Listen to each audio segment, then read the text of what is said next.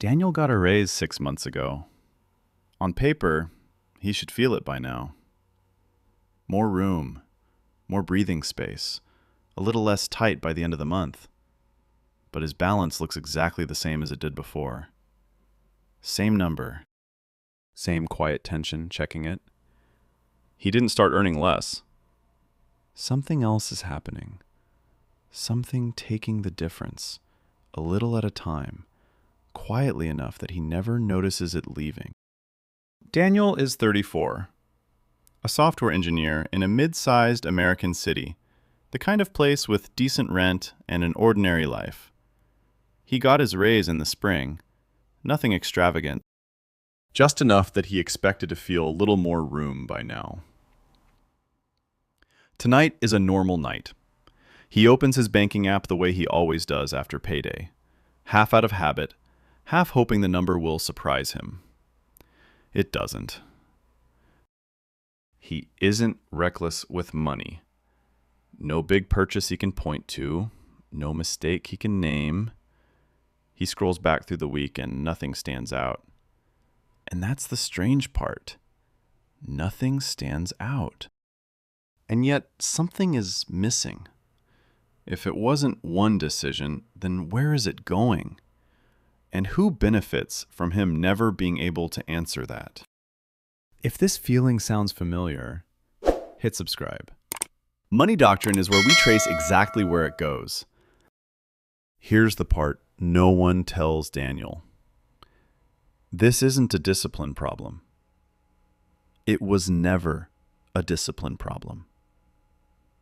He is moving through a system that was built deliberately by people who understand something about him that he has never had to think about. The subscription that renews itself quietly every month, so the decision to keep paying is made once, and then never again. The button that lets him buy before he's finished deciding whether he wants to. The extra fee folded into checkout, small enough that questioning it feels petty. None of this is an accident. There is a name for what protects people from overspending. Behavioral economists call it the pain of paying, that small flicker of discomfort every time money leaves your hand. The thing that makes you pause and ask if this is worth it. Below a certain amount, that flicker never fires. The mind simply doesn't register it as a choice. And somewhere, someone studied exactly where that line sits. Not roughly, precisely, because underneath that line is where the real money is. Not from one large purchase, from millions of people like Daniel, each leaking a few dollars a day, in ways too small to defend and too routine to notice. Every company chasing that gap is not competing for his attention. They're competing for the part of his income he was never going to consciously spend anyway. That's what makes it so effective. It doesn't feel like losing money. It doesn't feel like anything at all. Which raises a harder question than where the $4 goes today. What does it look like if this keeps happening quietly for 10 years, 20, 30, if the system never has to convince Daniel of anything, because he never notices there was ever something to decide? Let's follow that forward. Not as a warning, just as a possibility. Daniel keeps living the way he's living now. Nothing dramatic changes. He still works hard. He still gets the occasional raise. The $4 keeps leaving the way it always has. Quiet enough to never become a decision he actually makes. 30 years pass the way 30 years do, faster in memory than they felt at the time.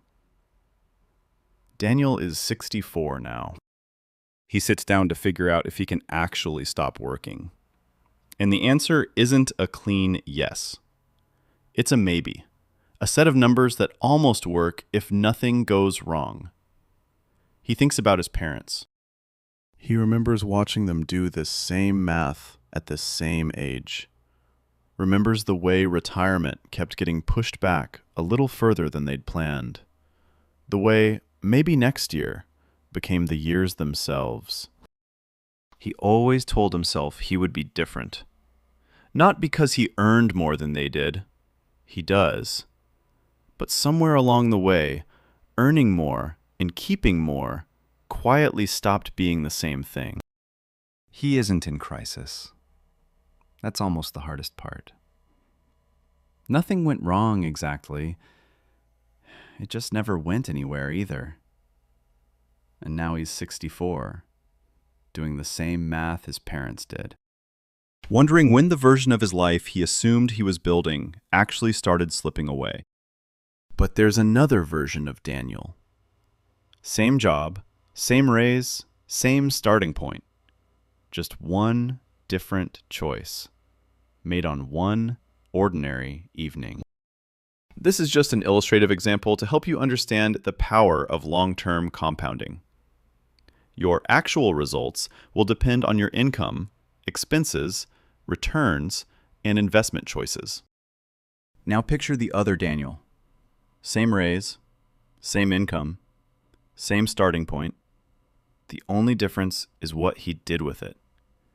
Instead of letting that small daily amount dissolve into nothing, he took roughly 1% of his take-home pay, the same size as his $4 a day, and set it to move automatically into a low-cost index fund the moment his paycheck landed. He never has to remember to do it. He never has to feel himself doing it. That's the entire point. This is level 0 versus level 1. Level 0 isn't about being careless with money. It's simply never seeing the leak, so it never gets redirected. Level 1 is nothing more than closing that gap and letting the redirected amount run on its own, without willpower involved ever again. In the first 5 years, almost nothing visible happens. His account grows by a little more than what he put in, the market adding a modest amount on top, barely noticeable against his salary. If you looked at his bank statement, you'd assume this Daniel and the other Daniel were living identical lives. That's the part almost no one has patience for. The first stretch of compounding looks like nothing. By year 10, the shape starts to change.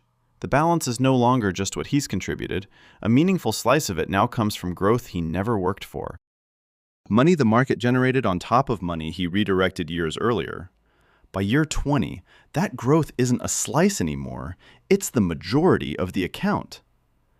The gap between this Daniel and the other one isn't widening in a straight line. It's widening the way a shadow stretches at the end of the day, slow at first, then suddenly enormous. That's what compounding actually is.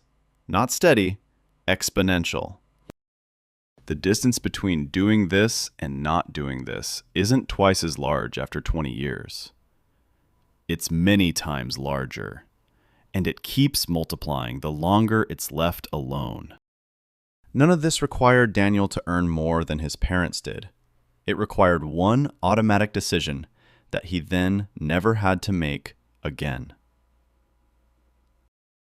But understanding the math was never the hard part. Anyone can look at a chart and see that compounding works. The real question is what actually let this version of Daniel follow through, month after month, year after year. When so many people, including the version of himself in the other timeline, never do. Here's what people usually get wrong about this Daniel. They imagine some turning point, a moment of clarity, a decision made with conviction, a before and after. It wasn't like that. One evening, he opened an account, picked a low-cost fund instead of an expensive one, and set a transfer to happen automatically every time he got paid. That was the entire turning point. 10 minutes, then nothing. He didn't check it the next week. He didn't check it the next month. He let the system run without asking it to prove itself to him daily. because he understood that watching it wouldn't make it grow any faster. It would only tempt him to interrupt it. What actually changed wasn't his income. He didn't out-earn anyone. What changed was who was in charge of that $4 a day. It had always been leaving. For the first time, he decided where. And this is only the beginning of what's actually possible. Blocking the leak is level 1. It's the floor, not the ceiling. Beyond it sits level 2, where compounding stops being something you wait for and starts being something you actively accelerate. And beyond that, level 3, where the returns generated by money like this eventually outgrow the paycheck that funded it in the first place. Both of those are conversations for another day. For now, Daniel has answered the only question that mattered at the start. 2 Daniels, same income, same raise. The only thing that separated their futures was one small decision, repeated quietly every single day. So ask yourself honestly, not which Daniel you'd like to be, which one you actually are right now. If you want to know what level 2 and level 3 look like, subscribe to Money Doctrine and tell us in the comments which level you think you're on.